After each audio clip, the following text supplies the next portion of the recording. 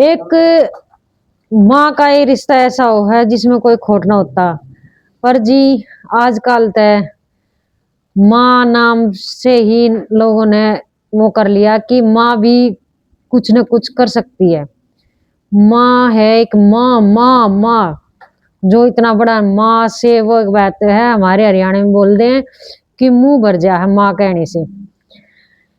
लेकिन आजकल माँ का जो रिश्ता है, माँ का बच्चों का रिश्ता है, उसमें भी खोट आ गया जी। नानू कह दिया करें हर एक रिश्ते में खोट है, आ जा है, नफरत आ जा है, धोखाधड़ी आ जा है।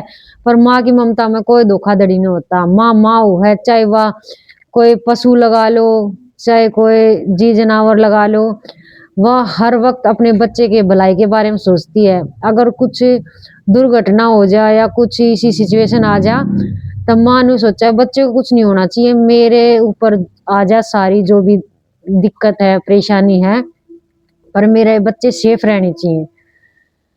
पर जी जो आजकल का जो क्राइम हो रहा है उसमें माँ ने भी आगे आना शुरू कर दिया। क्योंकि जी पत्नी का तो है ही, कोई पति अपने पत्नी न मार दे है किसी थर्ड रिलेशन के वजह से, कहीं पत्नी अपने पति को मार दे है अपने बॉयफ्रेंड या लवर के साथ मिलकर, भाई बहन न मार दे है, बहन भाई न मार दे, माँ बाप न मार दे प्रॉपर्टी के लिए। पर शायद ही एक आधा ही केस होगा हजारा में जो ऐसा केस आया है, वो तो जामे हैं। पर यो केस तो जी सबसे अलग है। माँ ने अपने 23 साल के बेटे को मार दिया, बताओ, प्यार में। तो आज की सच्ची घटना यह आई है, थोड़ी लेट थी क्योंकि जी कई दिन हो गए इस खबर को। मैंने सोचा कि मैं भी इस खबर को अपनी देसी आवाज में कवर कर लूं। राम राम जी आपको सभी को। मैं देसी डाटनी देसी आवाज में आपका स्वागत है क्राइम एयरलाइंस में। आज की कहानी जी शुरू करें हैं। माँ हो है जी, और माँ फिर वही बात कहूँ, माँ माँ है तो जी ममता नाम की एक महिला हो है 45 वर्ष की, और उसका 3 बेटे 1 बेटी। बेटी की शादी कर रखी। पति जी 2 साल पहले, संदीप नाम का पति है जो 2 साल पहले बीमारी की वजह से उसकी डेथ होगी, और वो अभी 45 साल की है। और 2 बेटे हैं उसके, प्रदीप जो 23 साल का है और उससे बड़ा कुलदीप, और जो उससे बड़ा था उसकी किसी कारणवश मृत्यु हो जाती है। तो जी ये अपने सुख शांति था अपने परिवार में रह रहे थे। पर जो प्रदीप नाम का जो लड़का है वो आंध्र प्रदेश में अपनी रेडी रूडी लगा कर अपना गुजारा कर रहा था। अपने पापा के गुजरने के बाद वहां पर उसने काम मिल रहा था तो वो जी वहां चला जाता है आंध्र प्रदेश अपने काम करने के लिए। पर वो दिवाली पे अपने घर आया हुआ था। तीज त्योहार हो जाए या कोई शादी हो जाए परिवार में फैमिली में, तो जी आए जाया करे बच्चे। तो 23 साल का जो प्रदीप नाम का जो लड़का है वो अपने घर आया था दिवाली मनाने के लिए। दिवाली मना ली अच्छी तरह, खुशी खुशी रही। पर जब वो आता था अपनी माँ से कटा कटा रहता था। कुलदीप भी कम ही बोलता था, प्रदीप भी। तो उनके जो दादाजी से थे ना उनके पास ही रहते थे। वो आता तो दादाजी के पास ही रहता था, क्योंकि उसने एक बार अपनी माँ को आपत्तिजनक हालत में किसी और के साथ देख लिया। समझ रहे हो ना आप बात ने? उसने आपत्तिजनक हालत में अपनी माँ को किसी और के साथ देख लिया। उसके बाद माँ बेटे में कुछ खटपट होगी और एक दूसरे ने ना बोलिया करते। पर जी वो आया तो जी दिवाली के बाद जी भाई दोस्त आए है। तो जो ममता नाम की जो लेडीज है, महिला है, वह अपने मायके चली गई भाई दूज पे, और 26 अक्टूबर को इस प्रदीप को वापस जाना था। तो उससे पहले वाली दिन 26 अक्टूबर को सुबह शाम को जाना था या 27 को जाना था, मतलब 26-27 की इसकी डेट फिक्स थी, इसको वापस जाना था दिवाली के बाद। तो जी इसकी माँ भाई दूज के मतलब दिवाली के 2 दिन बाद भाई दूज आवे हैं, तब वह माँ चली गई अपने मायके भाई दूज मनाने के लिए। तो यो प्रदीप अपने घर में बैठा आराम से। तो जो उसकी माँ का जो लवर है उसका नाम है मयंक, और वैसे गांव में मैं कह दिया अगर ईशु पीसू, तो उसका नाम ईशु है, वैसे उसका नाम मयंक है, पर ईशु नाम से संबोधित करें गांव वाले, ज्यादा जाने हैं वो ईशु के नाम पे। और कानपुर की आज घटना है, वो कानपुर आया हुआ था, आंध्र प्रदेश तय कानपुर आया था अपने घर दिवाली मनाने के लिए। तो जी वो अपने घर बैठा टीवी देख रहा था। तो जो ईशु नाम का जो लड़का है वो उसकी माँ का बॉयफ्रेंड है। 45 साल की उम्र की जो महिला है, और उसने बना रखा 30-32 साल का ईशु नाम का जो लड़का है उसके साथ रिलेशनशिप में है। देखो बताओ क्या वो है ना, तो एज का, अरे उस जितनी उम्र के थे उसके बेटे हो रखे हैं। बताओ क्या किया जाए, महिलाओं का सोच ऐसी हो रखी है।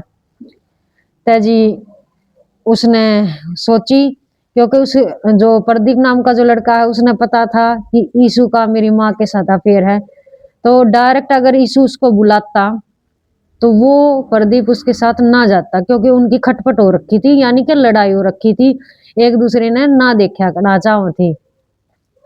तो ईशु ने अपना चचेरा भाई अपने साथ में लिया और उसको ये बोले चल आज तो भी गांव में आ रखा है, चल थोड़ी बहुत पियेंगे, जब यानी कि शराब पिलाने के उसते इंजॉय करेंगे, फिर तो तू वापिस चला जाएगा। तो जी प्रदीप ने भी सोची ले भी गांव में आ रहे हैं तो थोड़ा बहुत इंजॉय कर ले, आज लास्ट दिन है, फिर कल जाना ही है, और वहां पे फिर वही काम काज वही दिनचर्या, सुबह उठना फिर काम पे जाना। तो उसने भी सोची चलो आगे दोस्त तो मैं भी चला जाता हूँ। तो जी वो चला जा है। तो उसके जो दादाजी थे उन्होंने शाम तक उसका इंतजार किया, पर वापिस प्रदीप नहीं आया। तो दादाजी ने बहुत चिंता हुई, तो उसने कुलदीप को बताया जो उसका प्रदीप का बड़ा भाई है कि भी ऐसे ऐसे बात होगी, भी प्रदीप वापिस नहीं आया। तो जी दादा ने और कुलदीप ने गांव में टोया, जहाँ पे पूछताछ करनी थी पूछताछ करी, और जी फोन करने थे रिश्तेदारियां में भी कहीं पे आया हो, किसी से मिलने गया हो, कभी कल तो जाओगा ले भी मिलने भी चला गया हो। तो जी कहीं भी ना मिला।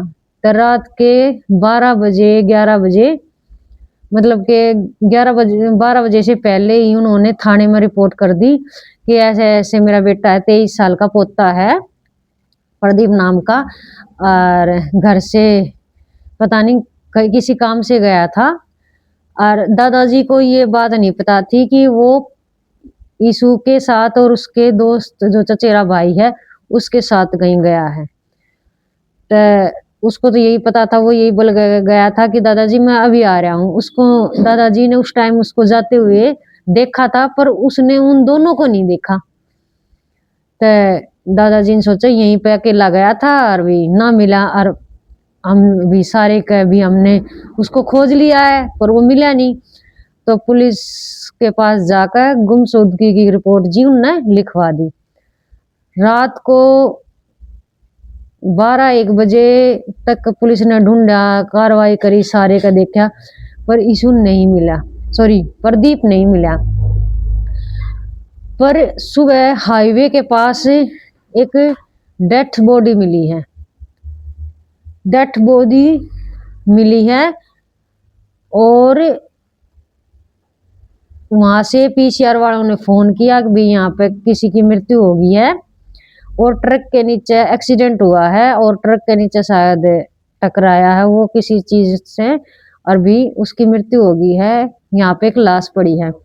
जब पीसीआर वाली वहां पे गए तो उन्होंने देखा, तो उन्होंने सोचा कहीं ये वही तो नहीं है, कहीं इसका एक्सीडेंट हो गया हो जो कल शाम से नहीं मिल रहा है और हम ढूंढ रहे हैं उसको।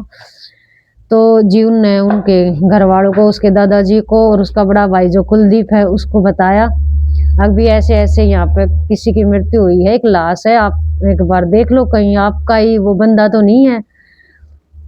तो जी दादाजी गए और वो कुलदीप गया, उन्होंने जाते ही पहचान लिया, हालांकि उसकी हालत बहुत बुरी थी क्योंकि ट्रक से कुचला हुआ था। तो सबने ये जितनी भी वहां पे जनता खड़ी थी उन्होंने यही अनुमान लगाया कि भी इसकी एक्सीडेंट हुआ है और किसी बड़ी चीज से यानी कि ट्रक हो गया या बस होगी उससे ये टकराया है और इसका एक्सीडेंट हुआ है, शायद ये रोड क्रॉस कर रहा था। तो जी ले आए डेथ बॉडी को घर पे और भी उसका जो करे करे भी दाह संस्कार कर दिया। उसके एक दिन के बाद जो गांव के भाई बैठ ऐसे मृत्यु हो जाए जब बैठने तो आवे हैं आस पड़ोस के गांव के, तो एक बंदा उसके दादाजी से बोला, दादाजी क्या आप ये कहाँ पे गया था? बोला भाई अकेला पता नहीं कहाँ गया था। बोला अकेला क्यों गया, ये तो उसके साथ गया था, ईशु के और ईशु के जो चाचा का लड़का है उसके साथ गया था। बोला क्या? बोला हाँ हमने वैगनार गाड़ी में बैठते हुए इसको देखा था, वो बिठा कर लेके गई थी। तो दादाजी ने जब याद आया कि जब दादाजी प्रदीप नाम के अपने पोते को जब ढूंढ रहे थे तो उसने ईशु से भी पूछा था, जो ईशु नाम का जो उसकी माँ का बॉयफ्रेंड है उससे पूछा था भी तो ना मेरा पोता देखा या नहीं देखा, पर वो उसने मना कर दिया, बोला सुबह से जब मैंने मिला ही नहीं। और हालांकि उसने जो गांव का जो एक बंदा और था जिसने बताया कि वो खुद गाड़ी में बिठा कर लेके गए हैं। तो दादाजी को कुछ शक हुआ कि कहीं इसी के कारण तो मेरे बेटे की मतलब मेरे पोते की मौत हुई है। उसने जाके पुलिस को सारी बात बताई जी, पुलिस ने भी कार्रवाई करी, तुरंत ईशु को पकड़ लिया। ईशु के पकड़ने के बाद क्योंकि वो शरीर से इतना मतलब जबरदस्त पहलवान बंदा नहीं था, हल्का फुल्का ही था, पतला कमजोरी था, देखने में भी वैसे भी कमजोरी था। हालांकि उसकी उम्र 32 साल थी पर शरीर से कमजोरी था कि वो अकेला ही मार सकता था। उसने जब अपने चाचा के लड़के को लिया था साथ में, उसने अपने चाचा के लड़के का नाम ले दिया पकड़ते ही कि भाई हाँ हमने इसको मारा है और पहले हमने इसको पिटा खूब बुरी तरह, इसके सर पर वार किए हैं। हम इसको बिठा कर ले गए थे दारू पीने के बहाने से और हाईवे पर जो कानपुर हाईवे है ना वहां पे 27 अक्टूबर को इसकी लाश मिली थी। 26 अक्टूबर को ये गुम हुआ था और 27 अक्टूबर को सुबह इसकी लाश मिली थी कानपुर हाईवे के पास।